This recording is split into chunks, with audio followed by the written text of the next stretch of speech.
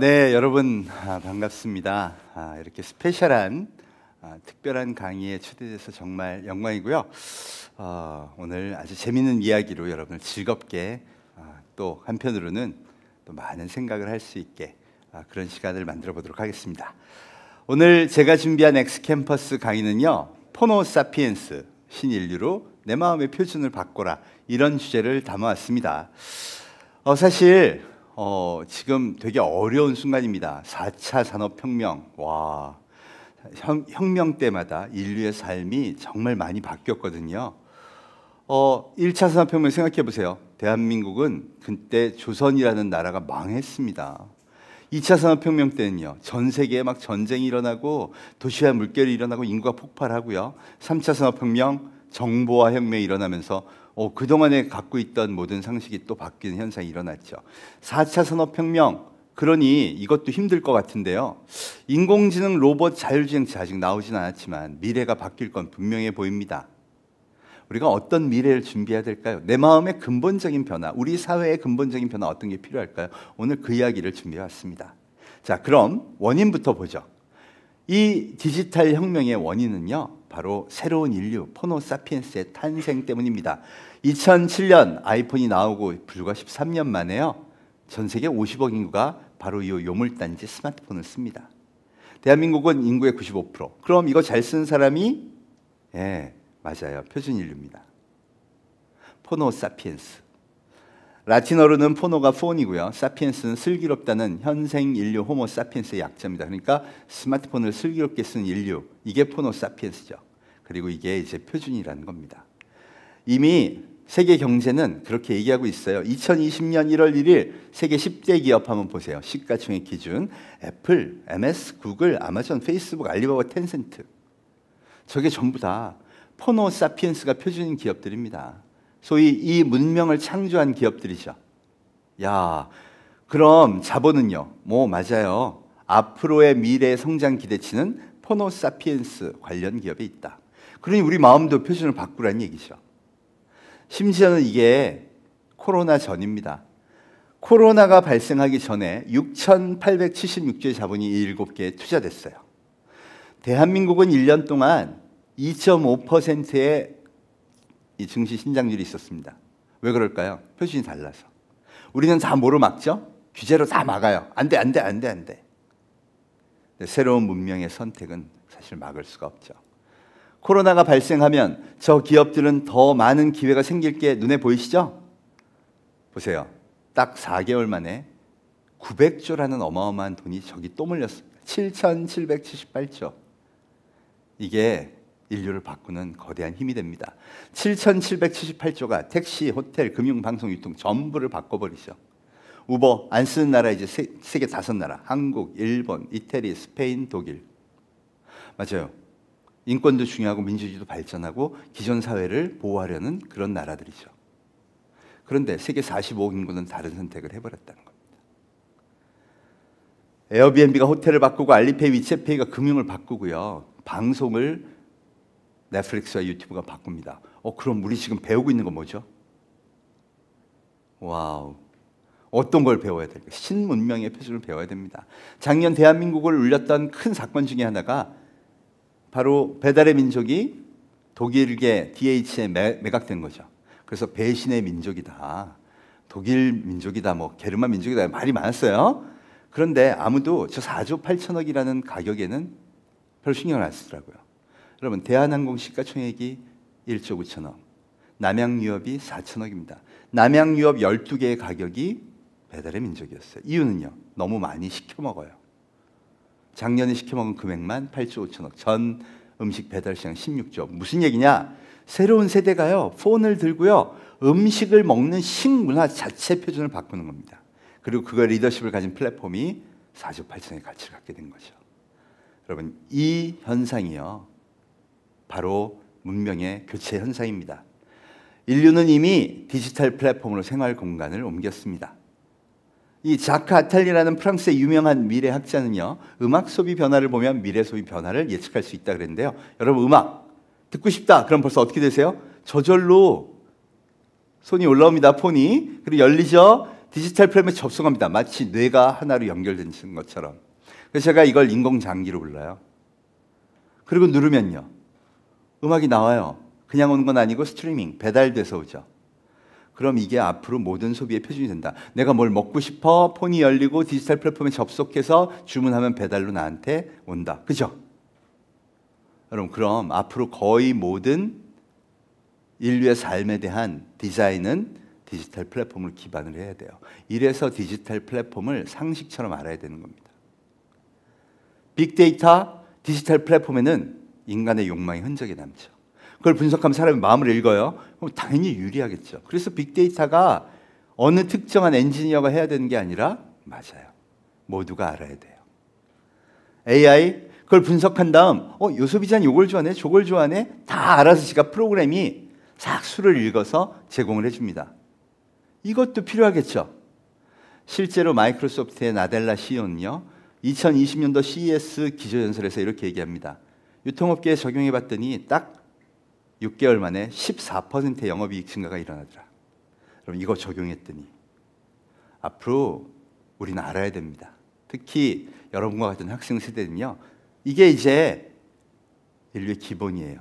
그리고 저게 바로 정해진 미래라는 겁니다. 또 하나 알아야 될 게 있습니다. 호모 사피엔스는 누구인가? 바로 이 문명을 창조한 세대들이 그 문명을 계속 계승하고 있는데요.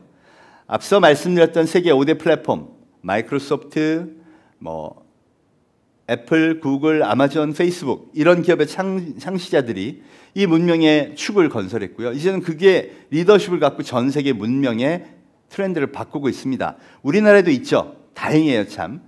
카카오의 김범수 의장, 네이버의 이혜진 의장, 이런 사람들이 전부 다 대한민국의 초기 플랫폼을 완성하고 또 방어를 해줬습니다. 그 이후에 이제 1995년 이후라는 제너레이션 G, Z세대가 그 명맥을 잇죠.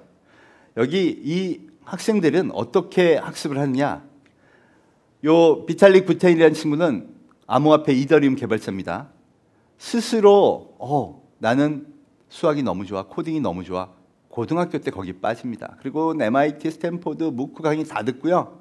거기서 심취해서 그 당시 최고 재밌었던 테마, 블록체인에 빠지죠. 그리고 고등학교 2학년, 17살 때요, 최고의 그 당시 분야 전문 매거진이라는 비트코인 매거진의 공동 편집장이 돼요.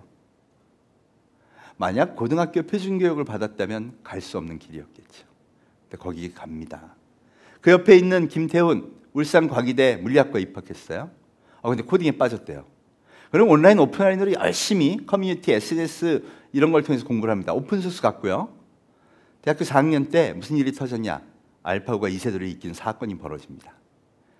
사회는 전부 난리가 났는데 거기 이 알파고를 개발한 구글에서는 80%의 소스 코드를 공개해버려요. 왜? 문명이 원래 그거예요. 지식은 공유하고 소스도 공유한다. 난리가 났죠. 야, 이렇게 작구나. 근데 치사하게 20%를 공개 안 하네. 커뮤니티에서 이런 운동이 벌어져요. 야, 이거 풀어서 공개해버리자. 김태훈 군이 무려 20개의 모듈을 혼자 풀어서 공개해버립니다. 자기가 배운 지식으로 말이죠. 제일 놀란 게 누구냐? 알파고의 개발 총괄 책임자 제프 딘이라는 인물이었어요. 이 AI 업계의 신이라는 프로그래머가 너무 깜짝 놀라서 김태훈한테 직접 메일을 쓰죠. 우리 회사로 와라. 이 메일로 유명해진 게 김태훈입니다. 못 갔어요. 군대 가느라고. 괜찮아요. 미국 간 거 아니죠? 스펙 쌓은 거 아니죠? 3년 동안 열심히 공익하면서 같은 방법으로 학습을 하고 세계 100대 AI로부터 전부 러브콜 받고 그중에 하나를 골랐어요. 테슬라 CEO 일론 머스크가 만든 인공지능 회사 오픈 AI.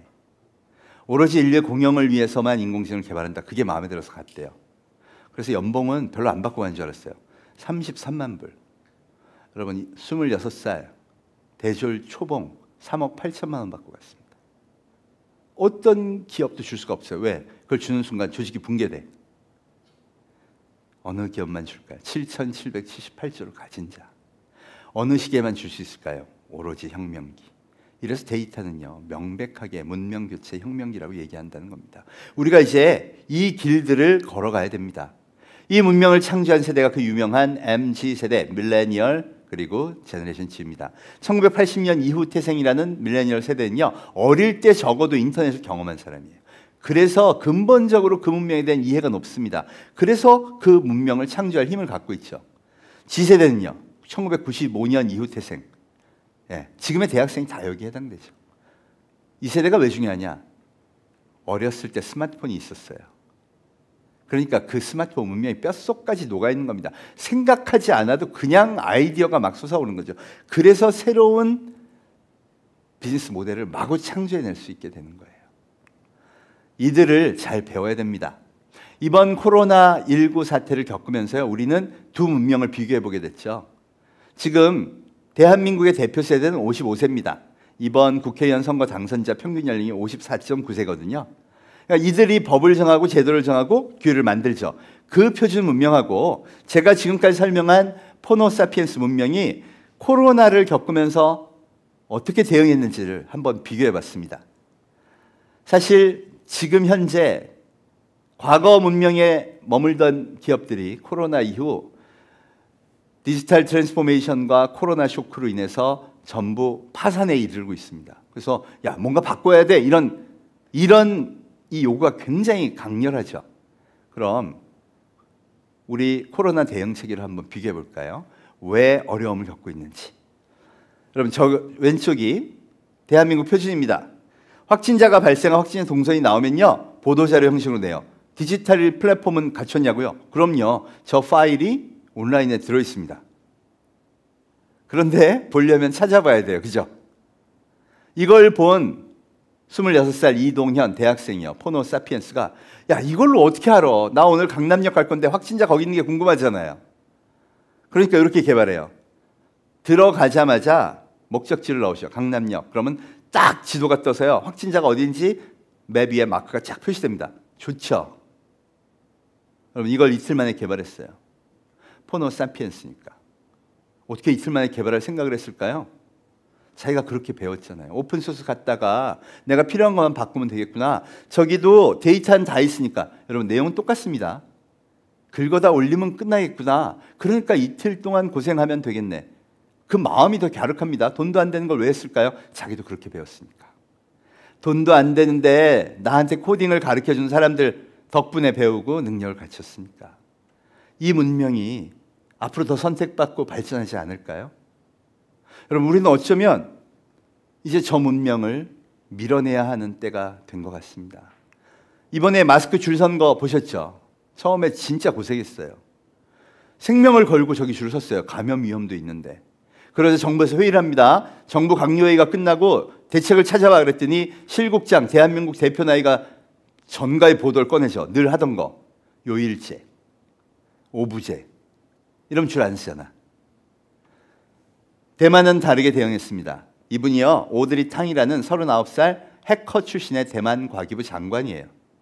이분이요, 실국장 회의를 연 게 아니라 자기가 늘 하던 대로 페이스북에 있는 대만 개발자 커뮤니티에 가서 이거 올립니다.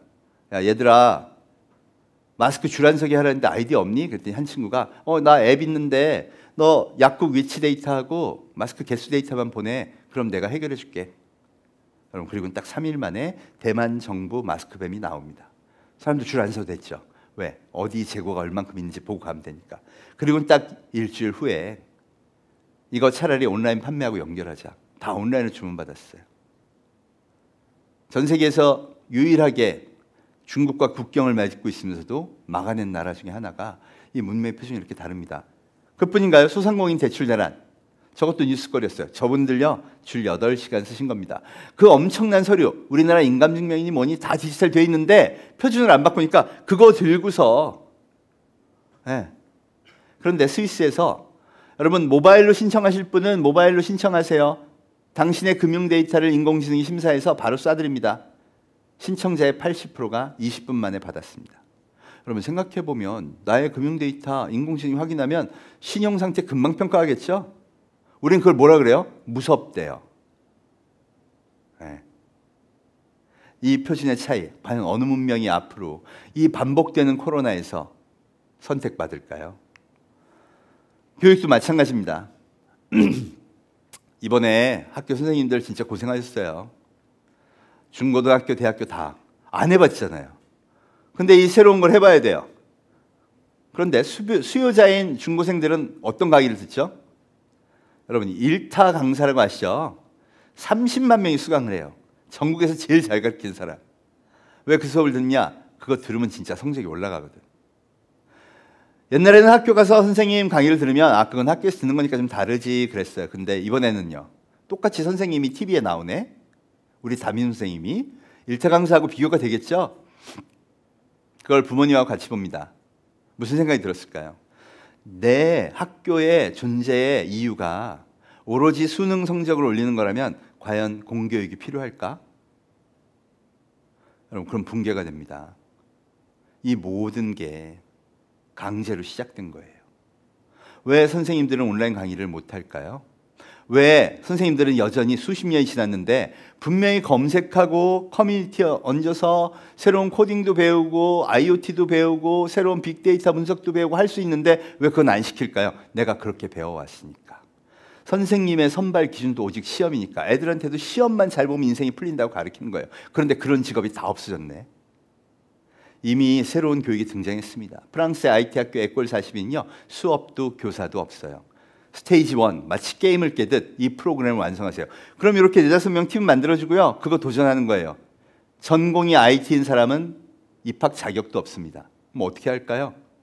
검색하고 탐색하고 구글링하고 서로 협력해서 그 문제, 허들을 넘어갑니다. 그렇게 3년을 보내면요, 세계적인 IT 기업에서 다 데려가요. 왜? 문제 해결 능력이 어마어마하잖아요. 여러분 같으면 누구를 선택할 것 같으세요? 여러분이 앞으로 비즈니스를 한다 그러면 어떤 사람이 필요할까요? 스마트폰이라고 그러면 벌벌 떠는 우리나라 표준 문명, 아니면 저렇게 해서 능력을 키운 진짜 진정한 실력자들. MIT나 스탠포드보다 더 이제 들어가기 어렵다고는 미네르바 스쿨도요, 학교에 캠퍼스가 없어요. 수업의 절반은요, 온라인으로 다 협업하면서 합니다. 우리나라에 오면, 우리나라에도 기숙사는 있어요. 카카오나 네이버 가서요, 새로운 서비스 프로젝트 만드는 거를 이렇게 온라인으로 전부 협업하면서 해요. 자, 저 인재들이 코로나 왔을 때 어떨까요? 정말 언택트 서비스는 정말 잘 만들지 않을까요? 이게 우리가 받아들여야 됩니다. 물론 교육 중요합니다. 전문 지식 이수하는 거 중요해요. 근데 70% 정도 이제 줄이고요. 나머지 30%는 새로운 협력, 새로운 문명을 이해하고 스스로 탐색하고 지식의 바다를, 그 깊이 있는 것을 스스로 자발적으로 들어가게 이끌어줘야 하는 게 이제 교육의 표준이 됐다는 겁니다. 그래야 맨날 기존 문명의 표준으로 비즈니스 모델 만들고 전개하고 하는 것에서 벗어나서 코로나가 오든 디지털 트랜스포메이션이 오든 새로운 비즈니스를 만들어낼 역량과 힘이 생기는 거죠. 어느 쪽이 유리하겠습니까? 여러분 한번 생각해 보세요. 반찬 가게를 창업해요. 대한민국 표준은요, 가게 없고 저렇게 설비하고요, 임대료에다가 정말 많은 비용 들여서 보통 은퇴할 때 내 인생을 걸고 하죠. 1, 2억 막 다 들어갑니다. 만약 포노 사피엔스라면요, 당연히 공유 주방을 얻어요. 설치비 안 들죠? 그리고 공유 주방에서 음식만 잘 만들어요. 그 다음 배달 시스템과 연동해서요, 나는 배달 서비스만 할 거야. 어떤 비용도 과격하게 들어가는 법이 없습니다. 성공의 확률은요, 둘 다 똑같습니다. 여러분, 통계청에서 발표하는 우리나라 영세 소상공인의 창업 성공 비율, 성공이 아니라 생존 비율이요, 5년 지났을 때 딱 10%예요. 90%가 망합니다. 그럼 여기는요, 1,000만 원으로 1년 버틸 수 있고 저기는 2억 넣고 1년 버틸 수 있습니다. 여러분, 어느 쪽이 생존에 유리할까요? 더군다나 올해 1월에 창업했다고 생각해 보세요. 우리 마음의 표준을 왜 바꿔야 되는지 답을 줍니다. 우리는 문명의 표준을 바꿔야 생존할 수 있습니다. 재미있는 건 디지털 문명, 그러니까 다 냉정하고 재미없고 혼자 이력하고 그런 걸로 착각해요. 천만에요. 여러분, 이 시대야말로 진짜 사람이 답인 시대입니다. 신인류의 마음을 사는 기술이 이 시대에 필요하다는 거죠. 여러분, 저 많은 기술들이요, 성공한 게 거의 없어요. 오직 어떤 것만 성공하냐? 와, 내가 써보니까 대박이야, 내가 하니까 너무 좋아 하는 것만 성공을 했다는 겁니다. 즉 사람의 마음을 사야 돼요. 그게 먼저 성공을 보여준 게 바로 컨텐츠 파워들입니다. 사실 그래서 진짜 포노사피엔스 시대의 중요한 교육이 인문, 철학, 예술, 역사, 문화, 심리, 사회, 과학 등 인간에 관한 학문이 너무너무 중요해졌어요. 여러분, 그 미묘함을 알아야 그들의 마음을 살 수 있죠. 거기에 디지털을 단지 입히는 것뿐입니다. 문제는 우리나라엔 그런 엄청난 감성의 힘이 있는데 우리나라 전체 표준 사회는 이걸 불편해하는 거죠. 보람이 대단한 아이입니다. 보람이의 성과입니다. 아무도 언급 안 해요. 여러분, 2,400만 구독자예요. 대한민국 4, 5, 6, 7세 애기 합하면 138만. 그럼 2,300만 어디서 왔을까요? 전 세계 20개국의 어린이가 열광하면서 보고 있었어요. 보람이 마케팅 하나도 안 했는데 자기들끼리 신이 나서 할 수 없이 요청이 너무 심해서 보람이가 6개 국어 자막을 내보냈어요. 아랍어, 뭐 프랑스어, 영어. 그게 문화적으로 의미하는 바가 뭔지 아세요? 보람이는 그 당시까지 평균 조회수 2,900만 회, 많은 건 5억 회였어요. 전 세계 많게는 5억 명의 어린이가 보람이 한국에서 노는 거 너무 부럽다. 아빠랑 쟤네들은 저러고 노는구나. 야, 쟤네들은 놀이터가 저래서 좋네. 이러고 있었다는 겁니다. 그걸 누가? 우리가 짓밟은 거예요. 대한민국의 사회적 편견이 이유도 없이 배우진 않고. 우리나라 실제 실력은요, 지상파에 키즈 TV 하나 있어요. TV 유치원. 시청률 들어가 봤더니 0.4%, 애국가 시청률이 3%입니다. 안 본다는 거죠. 그런 방송에서 잘못됐다고 밝기만 해요. 여러분, 이제는 다르게 봐야 합니다. 세상을 마음의 표준이 바뀌면요, 보람이의 성공 비결은 뭘까가 궁금해지지 않을까요? 우리가 진짜 배워야 하는 건 이 새로운 세상의 룰들이에요. 또 하나 있죠. 베이비 샤크. 조회수 56억 뷰. 유튜브 히스토리 2위입니다. 야, 대한민국에서 만든 캐릭터가 얼마나 인기가 좋은지요. 로열티 계약한 상품이 2,500개. 작년에 미국의 월마트에서 가장 많이 팔린 시리얼이 베이비 샤크 시리얼. 가장 많이 팔린 왕구, 아마존에서 팔린 왕구, 베이비 샤크 왕구들입니다. 브랜드 협회 이 상을 받았는데요. 뭐라 그랬느냐? 요즘 미국의 아이들은 미키마우스는 모르는데 베이비 샤크는 안다. 이게 말이 돼요? 그럼 대한민국에서 캐릭터를 만들었는데 미키마우스보다 더 유명한 거, 그것도 우리가 아니라 어디? 미국에서. 이게 됐어요. 마케팅 했나요? 하나도 안 했어요. 뭘 움직였을까요? 인간의 마음을 움직인 겁니다. 이 포노사피엔스의 특징은 뭐냐? 국가 문화의 경계가 없어요. 다 비슷합니다. BTS가 일맥상통하듯 여기도 마찬가지입니다. 대한민국 컨텐츠 파워는 여기뿐만이 아니에요. 네이버 웹툰. 여러분, 만화의 종주국은 어디죠? 일본이에요. 일본은 왜 웹툰 시장이 실패했느냐? 만화를 스캔해서 디지털 플랫폼에 올려놨어요. 아무도 안 봐. 네이버 웹툰은 왜 성공했을까요? 웹툰은 만화가 아니다라고 생각한 겁니다. 그리고 뭐에 집중했느냐? 소비자가 어떤 웹툰을 좋아하지? 끊임없이 많은 작가들과 협력해서 그걸 찾아냈어요. 50에서 60컷 스마트폰으로 보기 좋게 스토리의 일주일 분량 중에 다음에 꼭 보고 싶은 걸 집어넣어라. 그리고 거기서 엄청난 팬덤이 국내에서 폭발하니까 아니나 다를까 문화적 경계가 없는 아시아의 포노사피엔스 마켓에서 대폭발을 합니다. 그리고 그게요, 미국으로 건너가죠. 지금 어떤지 아세요? 미국의 최고 작가인 레이첼 스마이스가 웹툰을 네이버 웹툰에 연재합니다. 세계 100개국 방문자 수 1위죠. 6천만 명이 구독하고요. 작년에 벌어들인 수입만 1조 원입니다. 웹툰에서 6천억, 웹소설에서 4천억. 이제 스타도 막 탄생하죠. 재혼 왕후를 쓴 작가, 실명도 몰라요. 작년에 40억 계약했습니다. 드라마, 영화 판권만. 여기 들어오는 건 또 다른 수입이죠. 이렇게 되면 어떻게 될까요? 실력 있는 작가들은 저기 다 모입니다. 그러면서 전 세계를 아우르는 새로운 문화의 플랫폼이 되는 거죠. 여러분, 우리가 영상에선 유튜브한테 뺏겼는데요. 이건 대한민국이 가져왔어요. 어떻게 해서? 포노사피엔스에 집중해서. 그래서 소비자 중심 경영, 데이터 기반 경영, 심지어 고객이 움직이는 대로 따라 계획을 수정하는 애자일 경영이 자꾸 나오는 겁니다.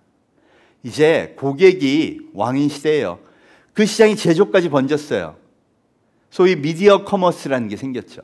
방송하면서 물건을 팔아요, 개인이. 야, 여러분, 스타일란드의 김소희 대표, 미디어 커머스 시장의 개척자입니다. 22살에 창업해서 13년 동안 기업을 열심히 온라인에서만 키우더니요 6천억에 로레알한테 팔았습니다. 포노사피엔스 마켓에서 팬덤을 만들어서요.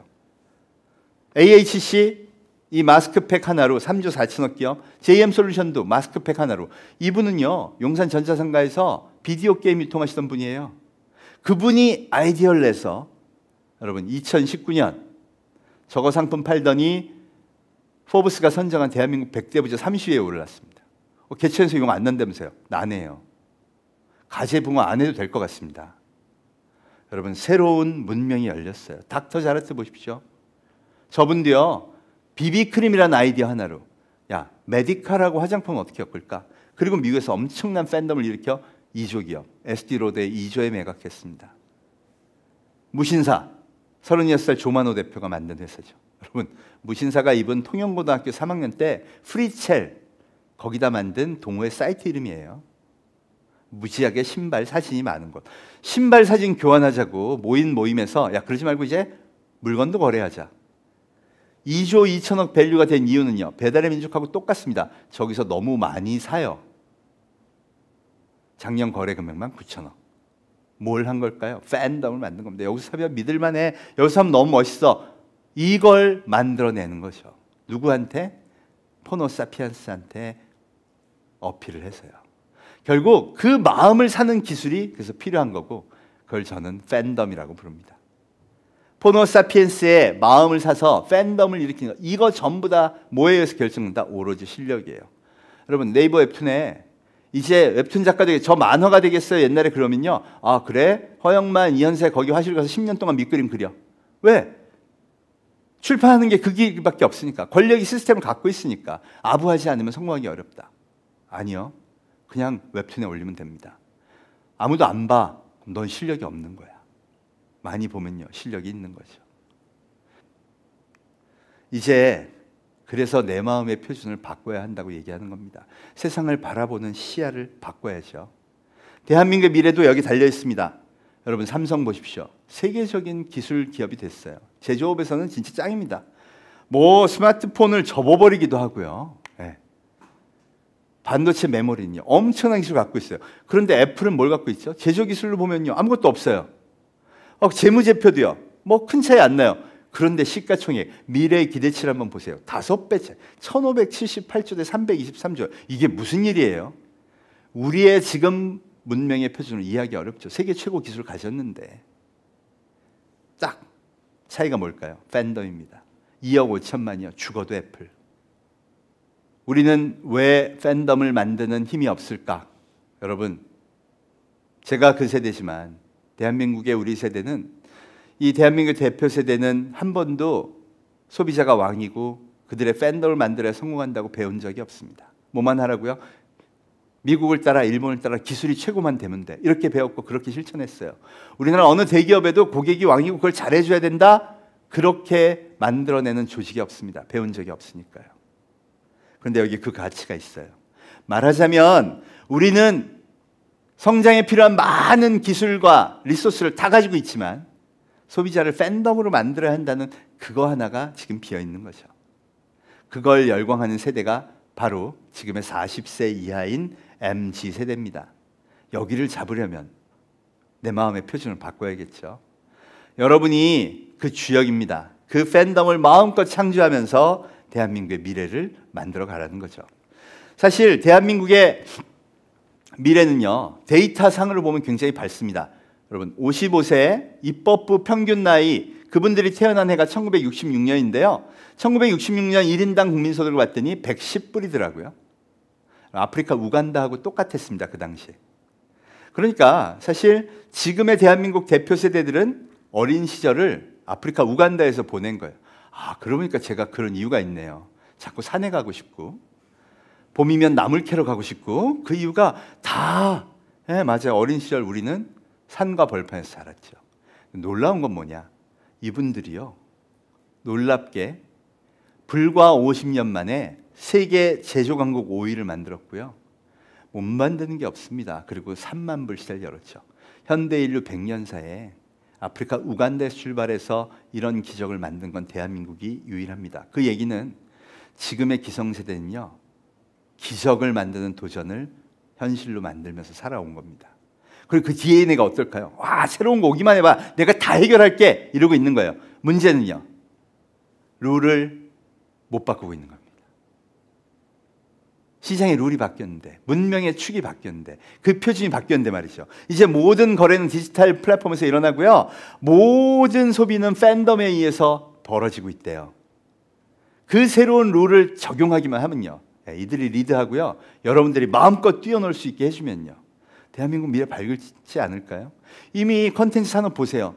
여러분, 아시아에서 팬덤 문화를 만들어낸 데가 어디 있습니까? 일본? 없어요. 데이터를 보세요. 중국? 없어요. 그 많은 인구가 있고요, 그 많은 선진국의 역사가 있는데도 없습니다. 대한민국이 유일합니다.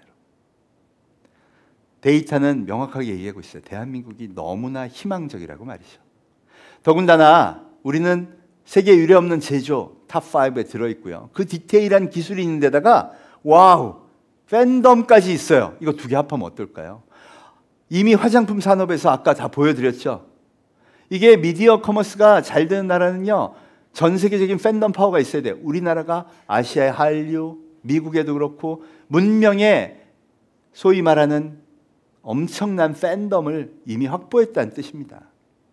여기다가 이제 자동차도 얹고요, 스마트폰도 얹고요, 모든 기업의 한국의 상품이라면 와, 너무 사고 싶어, 이거 얹기만 하면요, 그렇게 문명의 축만 전환해 준다면요, 저는 이번에 닥친 이 더블 쇼크가 오직 위기라고만 생각하지 않습니다.